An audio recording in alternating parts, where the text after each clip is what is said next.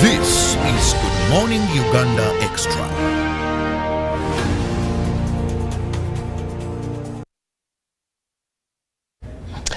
Good morning. It is exactly 15 past the top of the hour, which is 9 a.m. Welcome to Good Morning Uganda Extra, an extension of Good Morning Uganda here at UBC TV, where we make it our daily routine to look at issues and matters of national importance, because we know together we can find solutions, and we usually have guests or a guest in studio with whom we discuss these issues. Now, this morning, I'm going to be discussing something very pertinent, very important, and an area where little knowledge is known to a number of Ugandans, and it's also surrounded with a number of myths and beliefs regarding the topic of today. And what is that?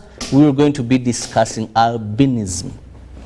And of course, knowing that on the 13th of this very month, it is International Albinism Awareness Day. Now, that explains the guests I have in studios who come from the national organization of, or umbrella of albinism. I have Olive Namutebi, who is the executive director of this organization. Olive, you're most welcome. Thank you so much, Robert. Great to be here. And then just next to me is Fiona Nantaba, who is the project officer. Good morning and welcome. Good morning, Robert. I'm really glad to be part of this program today. And I'm also honored to have you people and of course create this awareness amongst the public. Personally, I grew up with a lot of myth surrounding albinism.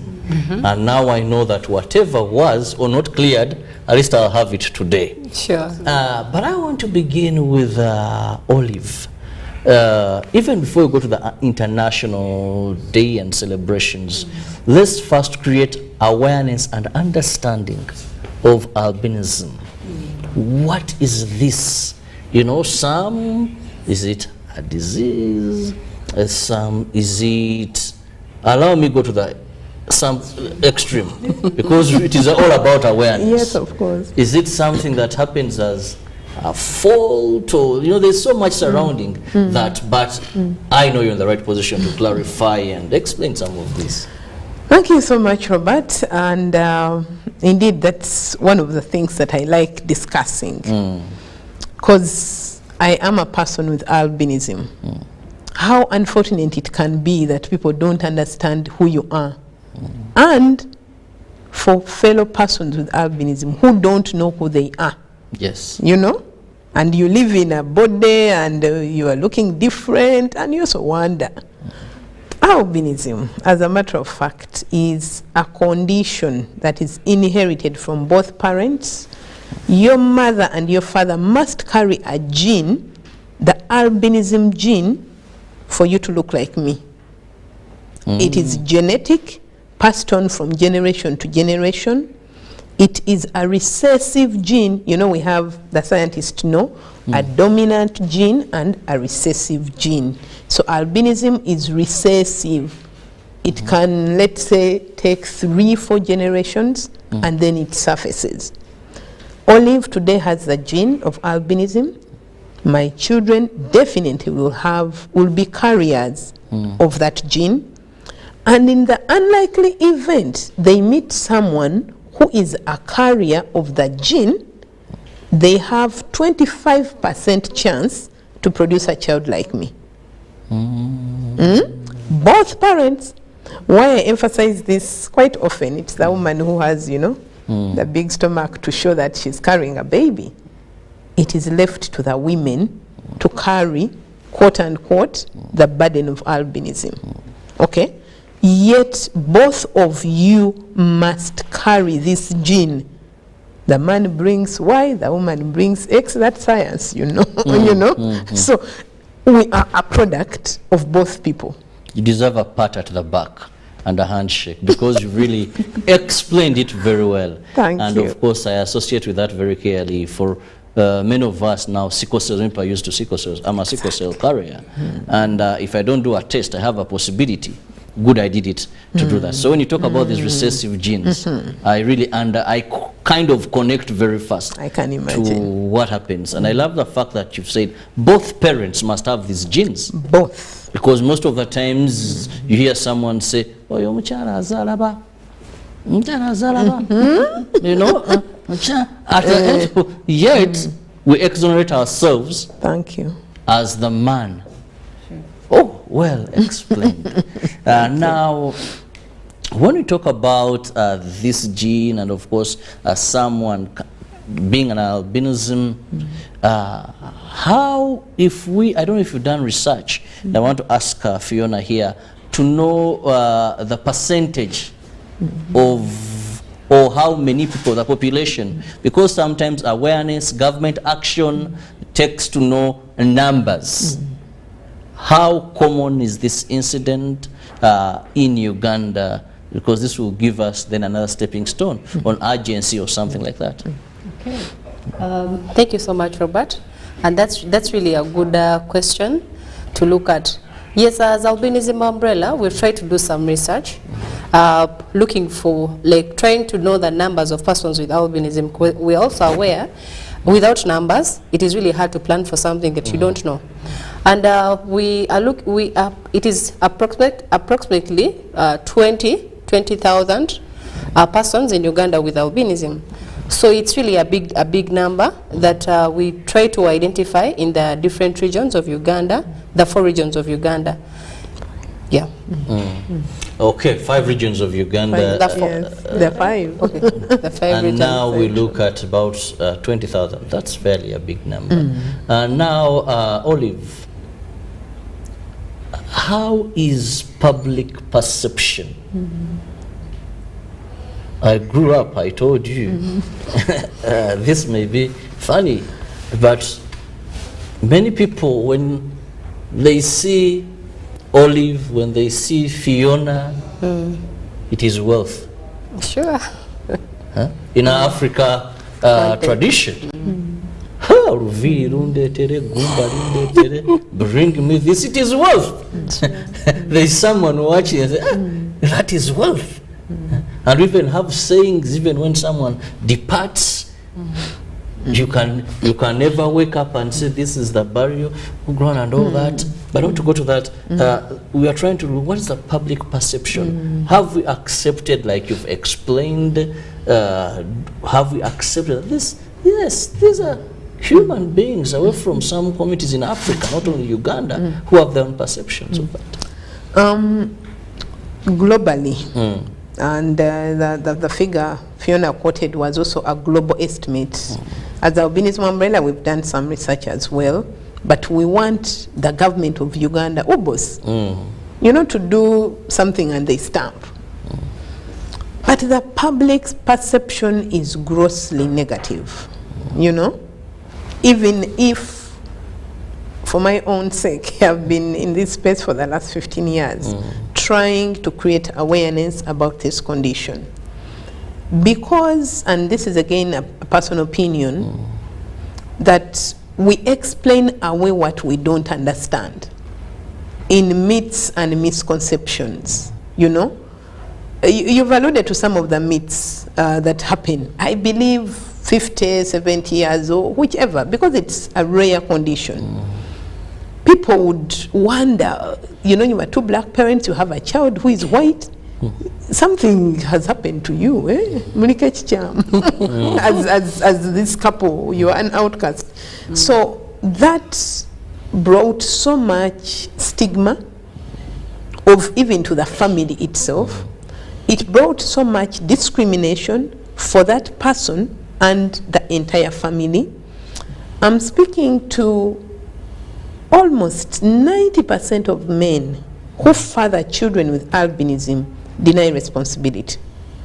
Very absurd. So this child comes to earth neglected, rejected. So just at that level, we all know the family is a basic unit, the place of love. Here you have not been accepted at that level. How much more for the community? So there is a lot of public neglect, and because we are dealing with beliefs that are seated over perhaps hundreds of years. The few people, the Fionas who are rising up, who you have seen, she has a degree, she has done this, like, okay, but like you said, but does Fiona die? Some of our people with albinism have grown up knowing we are going to disappear. Yes. Yes. There is a word they use. Namagoye, because for anybody You in can't Uganda, find it anywhere. yes. They will tell you it's because they simply disappear in oblivion. Unfortunately, the truth is, for our basic science, every living thing grows, dies. You remember that P2 science? It applies because we are human beings. We die. So because a lot of ignorance, even among us. Yeah, I'll just figure out a young boy with albinism knowing that he will just disappear, or a young girl, psychologically, how that would. My family here kept thinking, Lord, I pray don't disappear when it is raining or in the forest, you know, because they've told her that as a young child. She can't explain it away. So whoever is watching us today, we tell you to know the truth and pass it on. Be an ambassador that these are human beings. And by the way, albinism affects every race on the earth. The Bazungus are there, the Asians are there. Every continent has people with albinism. But because we're in Africa, I mean, we stand out more. You know, Africa is predominantly dark people. The whites, they are there. I can identify a white with albinism now. But not an average African can but even the whites themselves, by the way, some of them cannot see the difference. But you know, for them, they have this origin. They get you down, which ethnicity. They're like, but for you look different. Black Americans don't look like this. So for them, because of that deep kind of identification, then they come out. They also have their big challenges, by the way. Again, trying to fit in society. So in general, the public perception is still very negative, and that is why we need to create awareness, the media being so critical. Thank you, Robert. We're here to demystify so many myths about the condition. Now, away from just the myth, let's look at also key challenges that are facing people with albinism in this country. I've seen quite a number, and they seem to be having one sometimes, but you people know better, Fiona. What are some of those challenges? And not just to point them out. I want the urgent ones. Don't talk about poverty. Everyone. Yes, Fiona. Okay. Yeah. Through the research that we've carried out as albinism umbrella, I'll still relate to that. Okay, there are two major challenges that we can talk about, and this is in health. Yes, as you've talked about, we have health challenges, and that is a sight. Yes. We have low vision. However much there's a say that if you give me glasses, you think my sight will be perfected, but I know it's not right. We have issues of the sight. We cannot see things that are far away from us, and then we also have an issue of the skin. That is why you see myself, I cannot like do work in the sun or stand in the sun for long. I know sometimes people see persons with albinism being reddish. Yeah, with a cracked skin. Yes, with a cracked skin. And then someone is very dry. Very dry. But then this is as a result of the sun. The more time I spend in the sun is the reddish that you're going to see. And then at times it's also going to result into skin cancer, which is really becoming a bigger problem to us, of which we really don't have a bigger number of dermatologists in the country. And also if they are there, the cost is really too expensive. High. Basically it's the bigger challenges with health, just to mention, and then the other repercussions that come in. Now, when we talk about health, for example, you've mentioned skin challenges. How do we overcome this sight challenges? Most I've seen And I must confess, maybe this is my first time to look at people with albinism, and they don't have this skin problem, you know. But majority, when it's hot, you see some have to put on capes. Life becomes very, very hard. And I must say, you two ladies look very gorgeous. Thank you. Okay, let me push that to Olive. Thank you so much, Robert. Like Fiona said, the two major health challenges is skin and eye. And why skin? I want again to explain a little more. That because Robert has that dark pigment, it is very critical, and I actually want to sound a warning to some women who want to bleach. Please, if you knew, you would thank God for that dark skin. So you have that black pigment that protects you from the sun. I and Fiona do not have that protection. So whenever someone is in the sun, have you heard of this? If you had some lady you know, or even men, sorry to say, but it's more affects, of course, women and their skin care. When someone is very light skinned and they're exposed to the sun, they kind of darken. Yes. Gundo yaddugadde, you know? Agenze mu kyalo omusana gumwokyezza naddugala. Why? The brain is told, protect her, protect him from the sun. So it produces more of that melanin that protects, which you naturally have. My brain, even if it says protect, melanin is not there. Melanin is that black pigment. So because my skin is constantly exposed to the sun, the harmful rays, they damage and we get cancer. How are we coping? It is hard. The best way, if we could all be Muslims, all jihad up to protect. Like, let's cover whichever place is exposed, especially the ears, the back of the neck, the face. Because when the sun burns this, you know, that's where it hits most. The rest, you know, usually dressed up. So we have a cream. We call it sunscreen. And majorly from the whites. Because for them, actually, they also suffer from skin cancer because of the same problem. I see many when they come here for vacation. They have those creams. Things change, yes. Thank you. So that is what we use currently so that we can survive in the hot sun in Uganda. The sun is here. You know, it can rain at 8 a.m. At 10 it is hot. We thank God for our weather. The other thing that we do about the eyes is I have a contact lens, but it will not correct the defect. It only enlarges that I can be able to see a few meters more than my natural eye can do, you know. But there are other things. I mean, contact lenses are not cheap. Yes. We have like magnifying glasses. If it's a paper and I put a magnifying glass, I can be able to read, you know. We were trying to devise ways to mitigate the issue. For learners in school, there are those kind of slanted desks that, you know, the book gets near, so that I don't have to bend my back and write. So if it draws near, I can be able to read because we see things that are so near, you know. But if I bypass you on the street, don't say, hey, this guy. And I already do. That may not be. Call and say, Olive, I'll turn and say, hey, how are you? And if you are far, again, I may see the form of the person, but I can't figure out, is this Robert? Did I really get him?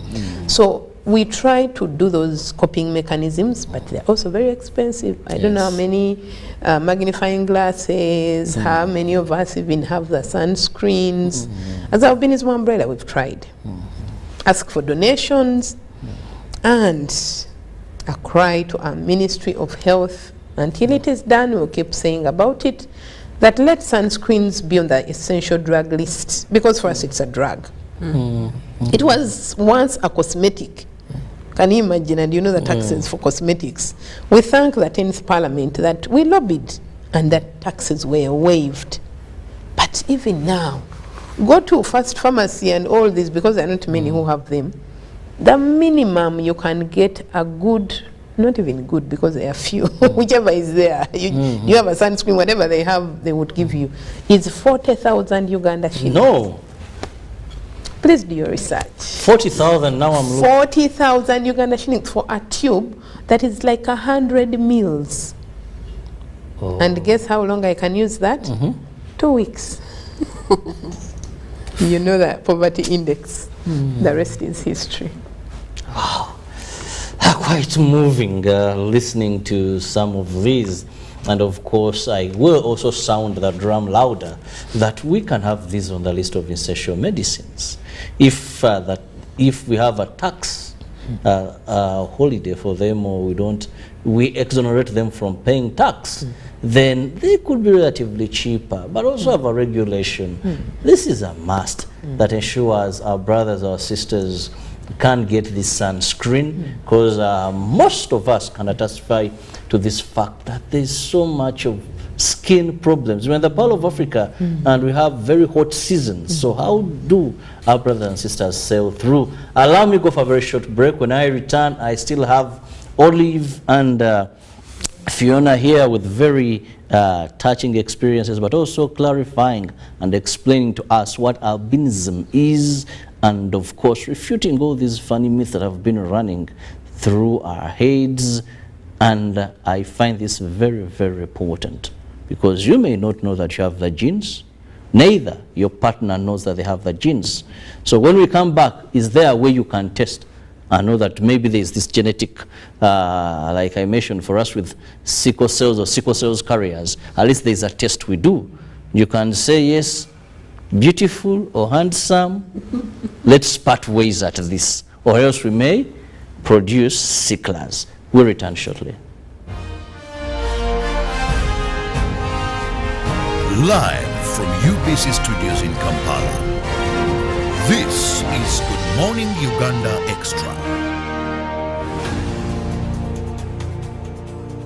The Magical Egypt Tour 2023 is here. A heavenly miracle waiting across the natural and divine attractions of Egypt, such as Cairo, Giza Pyramids, Saqqara, Memphis, and many more that will offer the gift of a lifetime. The chance to unlock all of the hidden powers of mind and soul, gain the enlightenment of the past and the future, and develop the power of healing. Departure will be Friday 16th up to 23rd June 2023. Basic package starting at $1,200, 8 days and 7 nights. To register, come to Gotove Tours and Travel at Nalkwego Complex Suta, UG's Extender, George Street, Nakasero, or call +256 758 530 059 or +256 784 568 392 or WhatsApp +256 782 556 078. Only few slots are left. Powered by UBC Television.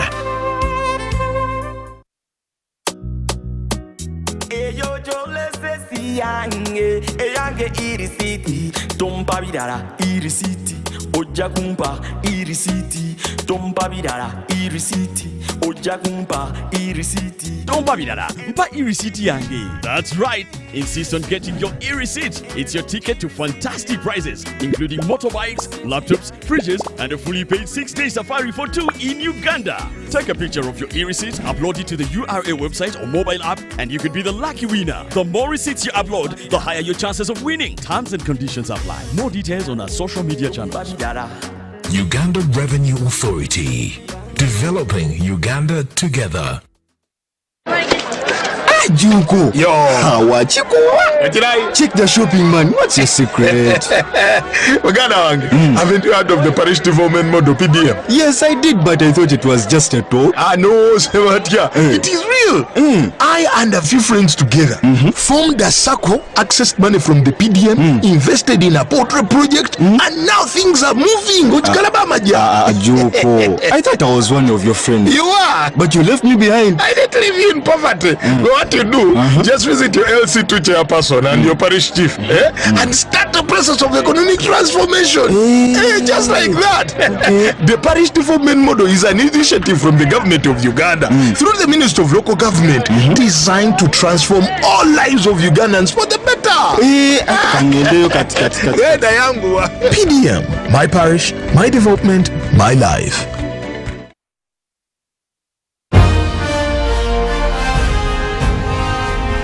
Live from UBC Studios in Kampala, this is Good Morning Uganda Extra.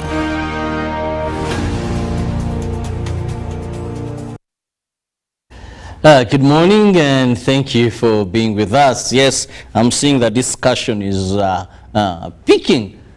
Some people are sending in some messages, calling and all that. Well, they're saying, well, Robert, thank you for the guests you're having.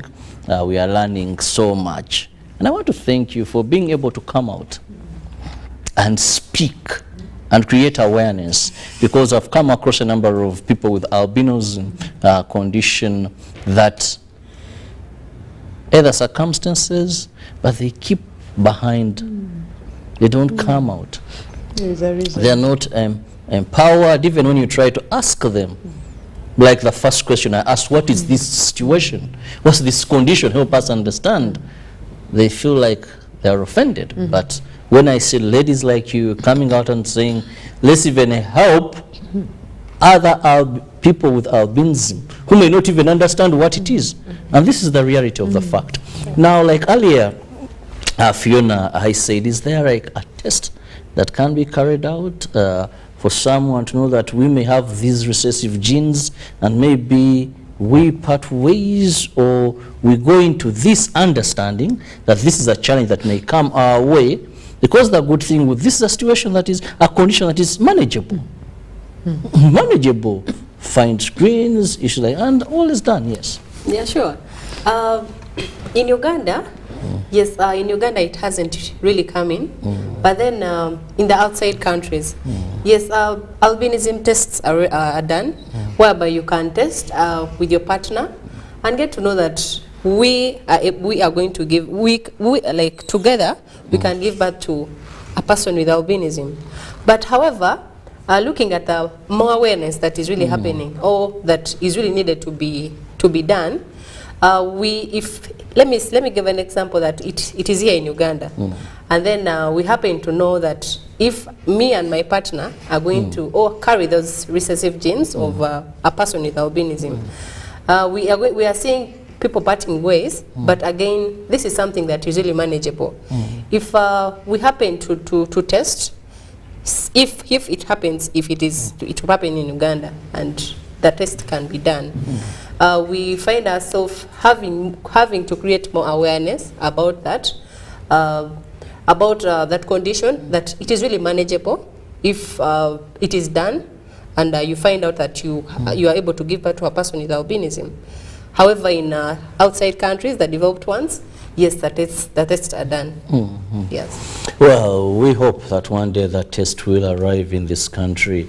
And of course, we don't advocate for parting ways, because this is not a disease like what I've talked about previously, but it is a condition. A condition, and a condition where we can have ways of maneuvering that are very easy, very practical. Sunscreen, issues of sight, and if we rode away these so many myths, then I see there's no need why in case that happens. But we know 13th is going to be World International Albinism Day. I want to dive into this. Olive, Uganda, country where I was born and I've lived for some time, we have so many international day celebrations.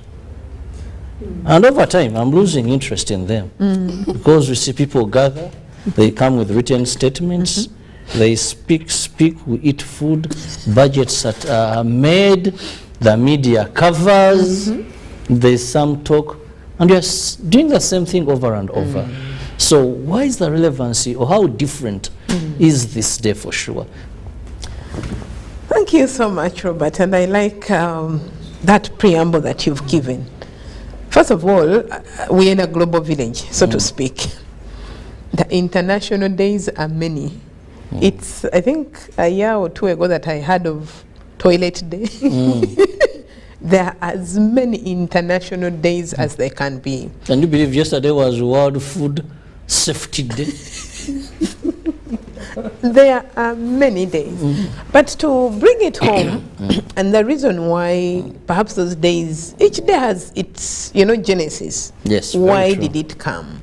And maybe, definitely as a country, we choose which ones are important. So right there, I appreciate our government to even allow, of course we have signed protocols and all these treaties with the international community, But it still goes a long way to say we will celebrate it. Why is International Albinism Day important? Just 8 years ago. 8. In 2015 was the first year that we celebrated the International Albinism Awareness. Those two words, albinism awareness, even the day itself is called albinism awareness. Why? This condition is grossly misunderstood. So for us, awareness is critical, and we haven't reached the critical mass of knowledge. And research keeps showing, and unfortunately, let me even not get to the specific countries, I'm sure you and me know, that Africa, I mean, it goes to the right to life, being compromised. So, I mean, deaths can happen, but one person taking another person's life because of ignorance. Really, it's ignorance, pure ignorance. I am a human being, you are one, and then you take my life thinking you'll be rich. Somebody said as we discussed that, oh my God, they believe that people with albinism bring wealth, but we are very poor. So wouldn't we be very rich, you know? To the contrary. And you are looking at a person with albinism feeling shy, even when you ask them why. The self-esteem has been eroded. Society has said you'll amount to nothing, you are not human enough, you are second-class citizen. Every bad negative thing is heaped on your head, you know. Actually, I really empathize with children with albinism. Like it's a tall order for them, you know. They're in school, this one is touching, this one is pinching, do you really have red blood? And you're like, my God, if even at my age I feel bad, how much more for a 5-year or 6-year-old? So for us, it is a very, very important day.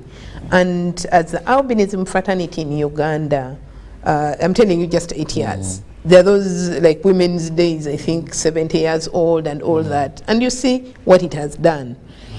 We keep rotating. We know that awareness and debunking myths and misconceptions cannot happen in 10 years or maybe even 15. We don't know. It is one step at a time. We have to speak and show the public that we are here. And we need to share this Uganda. You and me are Ugandans, and we have every right.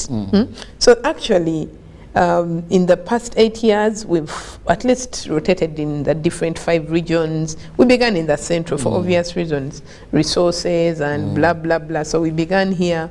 We've been to Mbale, we've been to Lira, we were in Fort Portal, we're going to Masaka. Why do we choose these? And honestly speaking, would really want to do away Kampala and Wakiso. They have the big population compared to Ubos, can get me wrong, but I mean Kampala and Wakiso drive a big chunk of this economy, and population-wise and otherwise. But the persons with albinism whom we advocate for are relegated to the back, to the very deep rural areas. We have been to the Elgon region, going to Bududa with the landslides and all that. Persons with albinism are uphill. Why? They would rather hide themselves from their tormentors and live a quiet life, you know?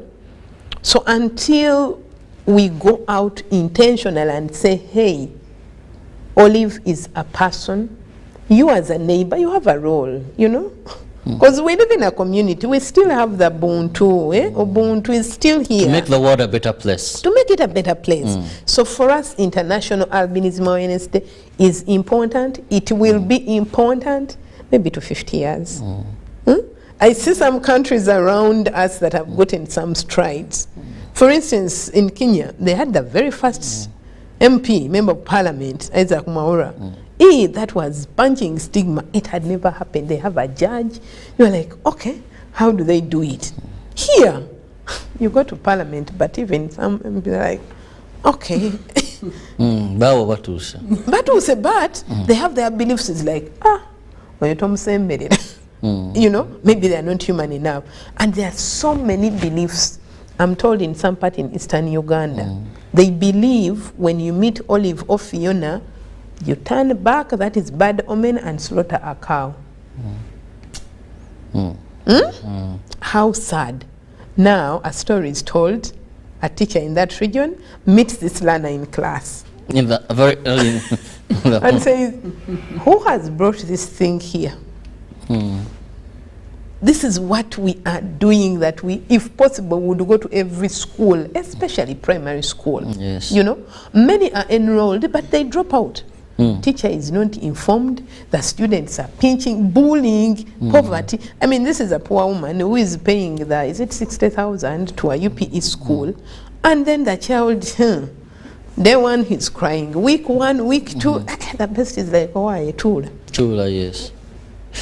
Well, very touching and moving words there regarding stigmatization, regarding public perception, the myth surrounding that. But coming back to you, Fiona, we all look at making the world a better place for persons living with albinism. What are the quick fixing solutions you feel? Yeah, actually, yes, as Oliver shared, just this thing of okay, like what people think that we are not human. Treat me the way you treat yourself. That is the first thing. Okay, like love me, or let's have like equal treatment within the communities where we stay. And then maybe another thing that will lead to this, dear listeners, let's join our hands, or let's join up and be our ambassadors. Speak about albinism in your communities, because that's the only way we shall bridge a gap, and then do away with the other things that are really coming in, and maybe also bridge the gap that about albinism, because we really want to create awareness about the condition. However, if we see people being knowledgeable or understanding the condition, most of the things are going to go away. And then also, yes, some of the policies that are in place, they should be inclusive. That is why the theme of this year is inclusive is strength, which means that which are emphasizing the importance of inclusion of persons with albinism. That if they're included in most of the things that are happening in the world, we see ourselves, we see the world being a better place to live. Well, I must let you people go, but I'll just give each of you a minute to make your concluding remark, and I'll begin with Olive. Thank you, Robert. Thank you, UBC, for giving us this opportunity. It's really, really appreciated. And concluding remarks, it's hard to leave, but we have to leave. International Albinism Awareness Day is a great day, and we call for partners, we call for government. I'll just re-emphasize.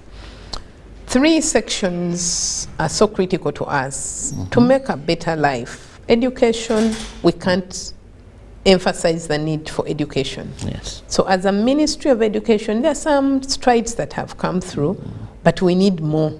You know, we need, if a circular be sent, a circular, and we're asking for small things like that for now, really, to all schools, to just explain that this child has low vision. Let them be very near a blackboard. Only that. If it is physical education, I don't know if they still do it now. Please don't go at midday to do PE, because their skin will be affected. So teachers, please help learners with albinism to be accommodated in a normal, inclusive school. We don't want to have schools for learners with albinism. No, yes. No. We want to be included. Then 2, health. We assume, in most cases, that a child is born in a clinic, hospital, or a health facility, attended to by a trained nurse or midwife.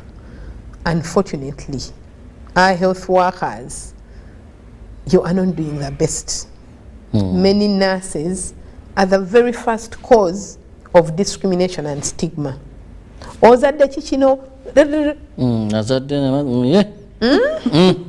Nurses with the basic science that they even come out and tell other people kuwadi. been attended na yo mukazi our akoze. plea is one, either from National Council of, National Curriculum Development Center, that we include some of these studies, or to emphasize. I studied albinism, I think genetics, in my primary, but now a nurse, and then you tell us, no, you know your child is premature, is it what? How great it would be if a nurse would sit this mother and explain the difference of the child they have brought forth. Yes. Don't you think they would now be, oh, okay, my child is different. Tell the father who is almost taking off that this child is not mine, and say, no, no, no, no, no. It is okay, this is your child. There are people like this. So please, our health workers, our DHOs, please, you are the gate of information. But honestly, some of you, our research shows that no, please improve. Hey, there are some people I know, some districts I know, and they are really terrible. I'm sorry, I'm speaking on national TV, but I have evidence. So we are asking for the health workers, the DHOs, please spread the right information. Go back to that genetics book, Google for once, and let's display the right information. To the general public, please don't discriminate us. You see somebody in a taxi, they look different, but the fact that they are walking, just imagine, they have every other aspect of a human being. Treat us with respect. Don't bully us throwing words. And we deserve, you know, we shall share this Uganda together. So we call upon you to be inclusive, to be tolerant, and welcome to the International Albinism Day in Masaka at Liberation Square. We shall be there. Our leaders, please come and join the celebration. Oh, definitely. You can't afford to miss and get more knowledge and awareness. Fiona, as I say bye-bye. Yeah, as you say bye-bye, this has really been a good space for us to talk about albinism. And then maybe what we did not talk about, as we also conclude, we have the National Action Plan. This is a document, or I can call it a dictionary, that has a lot about albinism and a lot that has to be done, like activities that really need to be done to push the awareness and almost everything about albinism to see that we have a better life to live. So I call upon different partners, development partners, and each and every one who has a heart to see that persons with albinism are also taken as other people in the society, to please join us and in this movement to see that we have a better future for this community. And then also call upon the government, or the local government, the districts. There is always programs for persons with disabilities, mostly the DHOs. The community development officers. There are government programs that are intended to improve the livelihoods of persons with disabilities. Please include persons with albinism in these different programs, like the National Special Grant. Yes, these are programs that are intended to improve the lives of persons with disabilities. Please consider persons with albinism because they are under that category. Vulnerable. And they really they need it. Okay. And then maybe the I just call upon persons with albinism in the different corners of the world. Please believe in yourself, love yourself, because it all starts with you. Thank you. Well, thank you so very much. I've really enjoyed learning and, of course, listening to some of the very touching statements that you have made throughout the show. Let's all together make this world a better place for persons with albinism. You never know. You could have these recessive genes. But even if you don't have them, they're human beings. They deserve to be treated the way you want to be treated. Together, we can make this world a better place for them. See you tomorrow, God willing. Have a lovely time. Good morning. Live from UBC Studios in Kampala, This is Good Morning Uganda Extra. The Magical Egypt Tour 2023 is here. A heavenly miracle waiting across the natural and divine attractions of Egypt, such as Cairo, Giza Pyramids, Saqqara, Memphis, and many more that will offer the gift of a lifetime. The chance to unlock all of the hidden powers of mind and soul, gain the enlightenment of the past and the future, and develop the power of healing. Departure will be Friday 16th up to 23rd June 2023. Basic package starting at $1,200, 8 days and 7 nights. To register, come to Gotove Tours and Travel at Nalkwego Complex Suta, UG.